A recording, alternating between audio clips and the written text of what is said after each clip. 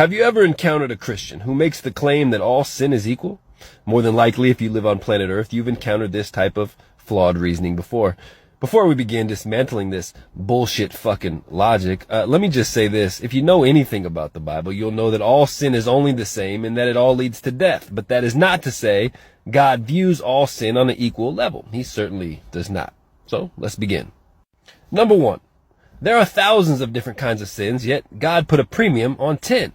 If you didn't know, those are called the 10 Commandments. Of course, those are part of the Old Testament. However, at that time, those were the sins that God felt most compelled to let everyone know, hey, don't do that shit. Number two, God calls certain sins detestable abominations and not others. Meaning, he puts certain sins on a pedestal and says, hey, these ones right here, these are really fucking bad. These are really fucking disgusting to me, more than the other ones, because I'm not going to tell you that these other ones are abominations to me. But these ones right here, these ones are detestable abominations. Number three, Sodom and Gomorrah was destroyed for specific sins and not others.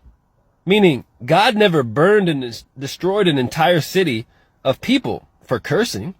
He didn't destroy an entire city of people for listening to secular music or some wild, minuscule sin. Nah, he waited until the shit got really, really bad. And when it got really, really bad and they started doing the really bad things, guess what happened then? He blew it up, dude.